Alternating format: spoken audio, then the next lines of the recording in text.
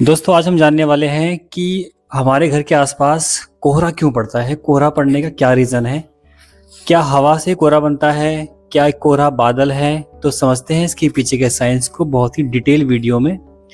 Video बहुत short होगी जिसमें हम पूरी इंफॉर्मेशन दे देंगे आपको कि कोहरा बनने का क्या साइंटिफिक रीज़न है। तो हम बात करेंगे सबसे पहले डे से। देखो दिन में क्या होता है कि सूर्य निकला हुआ होता है। तो उस कंडीशन में क्या होता है कि जो सूर्य का प्रकाश है वो हमारी जमीन पर पड़ता है।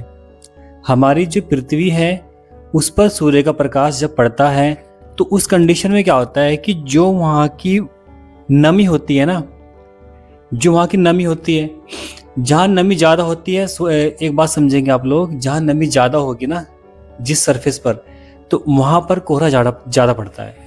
क्योंकि कोहरा बनने के लिए पृथ्वी पर या सतह पर या सरफेस पर हमें नमी की ज़्यादा जरूरत होती है। ठीक है, तो जहाँ पर सूर्य की किरणें पड़ेंगी तो वहाँ से क्या होगा, नमी का मतलब है कि आसपास अगर तालाब वगैरह भी होगा, ठीक है, जहाँ पानी ज़्यादा चलता फिरता हो उस कंडीशन में, या फिर खेतों में क्या होता है कि नमी होती है। तो उस कंडीशन में क्या होता है कि जब सूर्य का प्रकाश वहाँ पर पड़ेगा तो वहाँ से भाप बनना स्टार्ट हो जाएगी। वो भाप क्या होगा, ऊपर की ओर उठेगी। ये हमने बात भी की थी लास्ट शॉर्ट में, देखा होगा आपने, या लास्ट वीडियो में हमने इस बारे में डिस्कस किया था। तो वो जो भाप होती है ना दोस्तों, वो पानी की बनी होती है। ठीक है, वो पानी होता है एक तरह से, क्योंकि वेपर है तो वाटर होगा। तो यहाँ से ये भाप ऊपर उठेगी। तो उस कंडीशन में क्या होता है कि जैसे जैसे अब दिन छिपेगा, रात हो जाएगी, जैसे जैसे रात होना स्टार्ट होगी टेम्परेचर जो है वो कम होता जाएगा धीरे धीरे। दिन में टेम्परेचर ठीक ठाक होता है, लगभग 27-28 के आसपास रहता है। अब जैसे जैसे रात होगी वैसे वैसे टेम्परेचर जो है वो कम होना स्टार्ट हो जाएगा। 20, 18, 17, 15, 14 ऐसे ऐसे और कम होना स्टार्ट हो जाएगा। एक सेकंड जरा वेट करेंगे।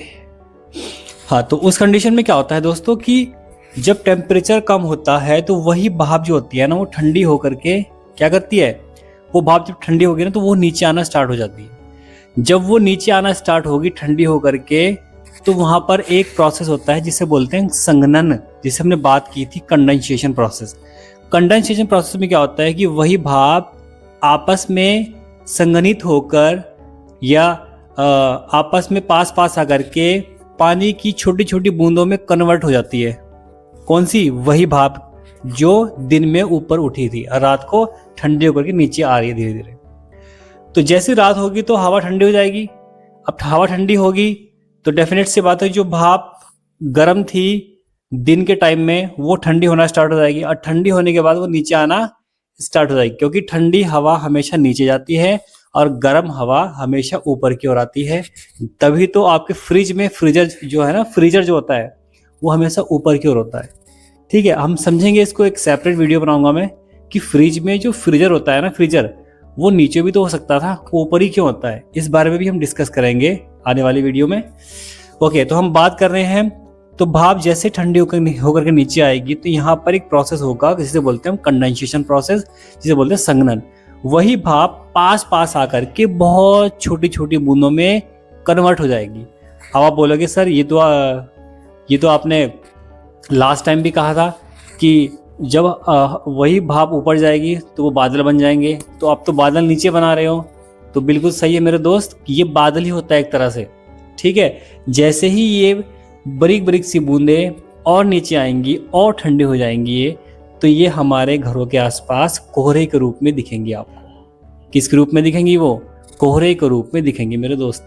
क्लियर है, वही भाप ठंडी होकर के संघनन प्रक्रिया से गुजरने के बाद, या संघनन का मतलब होता है कि वही भाप पास पास आने के बाद आपस में मिल जाएंगी और ब्रिक ब्रिक सी बूंदों का रूप ले लेंगी। वो देखा होगा आप, जहाँ पर कोहरा ज़्यादा पड़ता है ना, अगर आप बाहर जाओगे तो आपकी जैकेट वगैरह जो होगी ना वो हल्की हल्की गीली हो जाती है, यानी उस पर ब्रिक ब्रिक सी बूंदें छप जाती हैं। अगर ऐसे हाथ करोगे तो हाथ आपका गीला हो जाता है।